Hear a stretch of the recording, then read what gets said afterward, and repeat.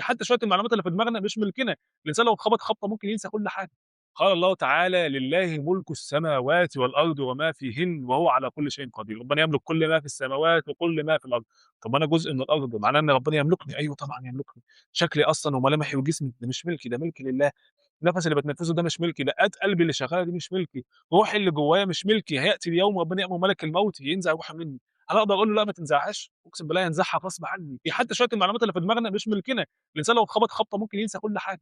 فإحنا لا نملك أي شيء، استشعر أن الملك لله، كل ما في السماوات وكل ما في الأرض ملك لله. وعشان تستشعر بده حسه على نفسك الأول، ملك عظيم واسم عظيم من أسماء الله. تاني حاجة لما تستشعر أن الملك لله، هاحس بنعم ربنا عليَّ، وهاحس إن أنا عايز أطيعه، وعايز أحرص على طاعته، وعايز أحرص على الصلاة ليه، أصل كل حاجة ملكه. وهاخاف أعصيه، أعصيه إزاي؟ ما أنا عيني أصلًا اللي أعصيه بيها دي ما ملكه، لساني لو عصيته بيه ما ملكه، ما كل حاجة ملكه، إزاي هاعصيه؟